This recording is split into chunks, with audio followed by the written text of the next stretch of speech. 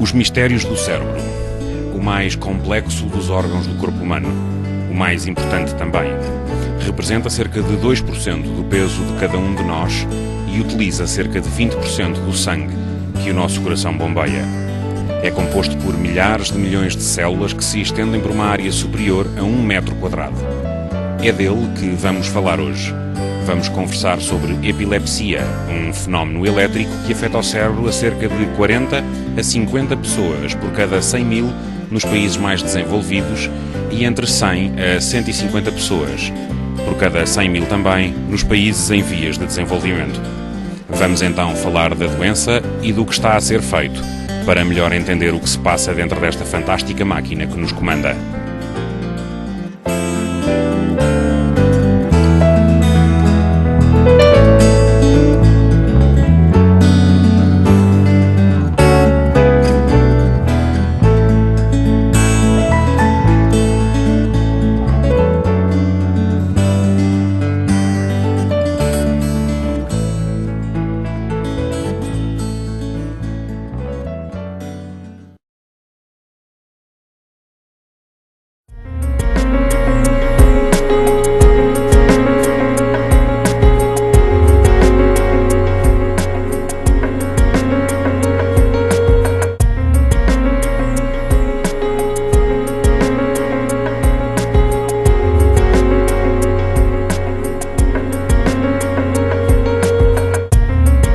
A epilepsia é uma doença conhecida já há muitos anos e, no fundo, significa perda de controle, perda da consciência, e que vem a palavra epilepsia.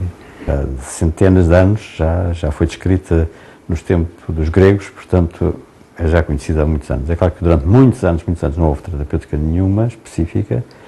As terapêuticas de epilepsia começaram a aparecer, quer dizer, de uma forma de resto ainda muito incipiente, no fim do século XIX, com brometos, portanto, com medicamentos que no fundo não eram específicos para a epilepsia, mas que acalmavam, de uma maneira geral, o sistema nervoso e que, portanto, podiam ter um efeito também na epilepsia.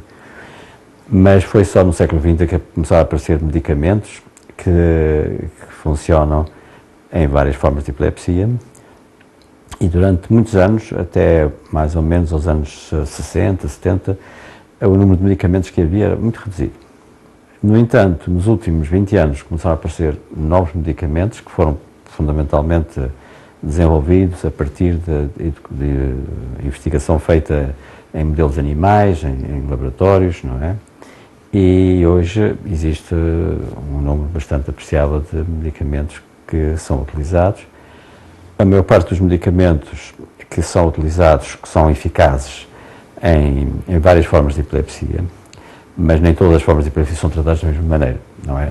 A epilepsia não é uma entidade única, são várias doenças que estão pelo mesmo nome, não é? No entanto, o que tem vindo a ser cada vez mais evidente é que há sempre uma proporção de cerca de 25, 30% dos doentes que não são tratados facilmente com os medicamentos existentes atualmente e que são as pessoas que nós chamamos resistentes. Não é? Para esses, quer dizer, que geralmente são casos graves, portanto são casos que precisam de qualquer forma de tratamento, o que se começou a desenvolver também a partir dos anos 60, 70, foi o tratamento cirúrgico. É claro que é uma operação cirúrgica, é complicada, não tanto a operação em si complicada, mas o que é complicado é descobrir exatamente o sítio que se deve retirar, porque não é assim uma coisa que seja visível facilmente com os métodos habituais. De maneira que é uma técnica difícil, muito simplesmente, que o sistema nervoso funciona todo na base de que umas células excitam outras e umas células inibem outras, quer dizer, não é? Umas aumentam a atividade de outras diminuem, e isto é um equilíbrio, não é? Ora, se, por exemplo, a inibição é menor, desequilibra o sistema, começa tudo a excitar-se. Se não há inibição, o sistema vai provocar uma catástrofe, não é? Quer dizer, é o que acontece na epilepsia.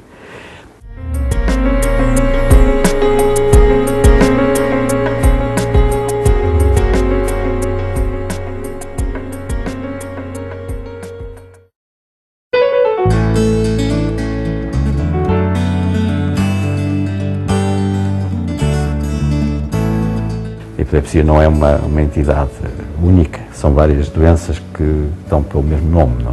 Atinge qualquer idade, qualquer faixa etária, qualquer grupo social.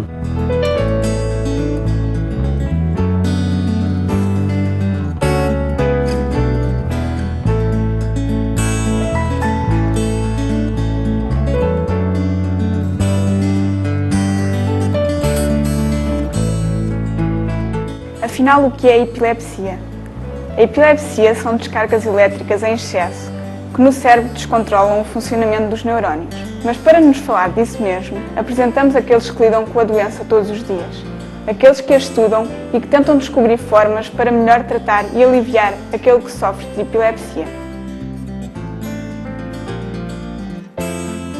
A epilepsia, portanto, pode ser entendida como uma doença do nosso cérebro que resulta de um desequilíbrio entre populações neuronais que, no fundo, ficam hiperexcitáveis. Isto é, produzem, de alguma forma, uma descarga elétrica que pode ficar circunscrito numa determinada área ou pode, eventualmente, propagar-se a outras áreas. E acontece que na epilepsia, essa forma de funcionar em conjunto das células está alterada e é isso mesmo que causa as manifestações de epilepsia, que as células que habitualmente não têm a tendência a funcionar todas ao mesmo tempo, começam a sincronizar-se todas ao mesmo tempo, e se tudo se sincroniza ao mesmo tempo, há uma explosão, digamos assim. E isso dá origem, no fundo, a duas formas diferentes de epilepsias. As epilepsias que nós chamamos de epilepsias generalizadas, quando aparentemente todo o córtex cerebral está envolvido nessa descarga, não é? Versus, contrário, às epilepsias focais, onde, aparentemente também, só uma zona restrita do cérebro está envolvida, pelo menos desde o início, nessa descarga. Os ataques epiléticos podem variar entre a perda de contacto com a realidade, sem qualquer perda de consciência, e as conhecidas convulsões e espasmos musculares, ocorrendo com maior incidência nos primeiros anos de vida e depois dos 60 anos. Há dois grandes picos de incidência de epilepsia. Um é logo nos primeiros anos, não é? E outra depois em idades mais avançadas, a partir dos 65 anos. No fundo, trata-se de uma anomalia na corrente elétrica. Imagine-se em casa, com todos os seus aparelhos ligados à eletricidade. De repente, altera-se o fornecimento e dá-se uma descarga num aparelho específico. É isso que se passa no seu cérebro.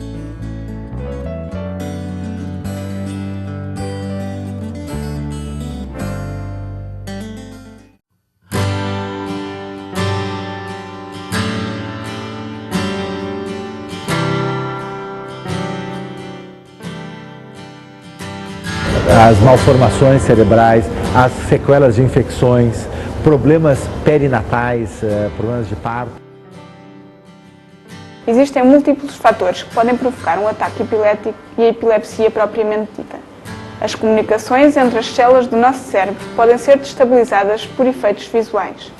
Não pense que acontece no trânsito quando encontram um sinal intermitente, mas se for sujeito a uma quantidade de variações de luz por segundo, essa interação das luzes com o seu cérebro pode, eventualmente, desencadear um fenómeno epilético.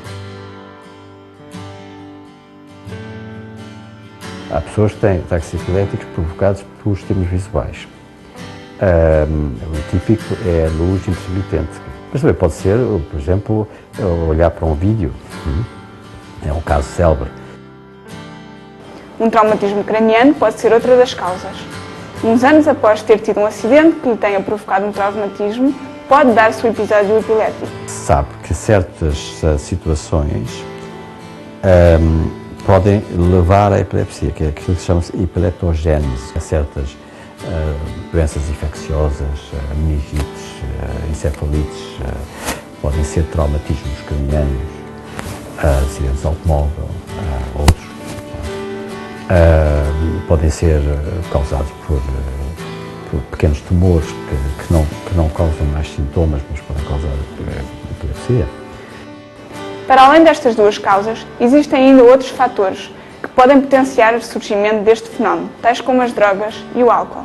Foi com os amigos, uma festa, bebeu um pouco mais, também está mais cansado.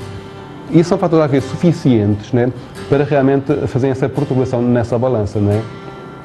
E depois há sempre outros fatores que a pessoa nunca consegue perceber quais são, não é? mas também, o que quer que sejam, às vezes é uma associação de vários fatores, são de facto suficientes para que surjam essas crises espontâneas. A epilepsia é muito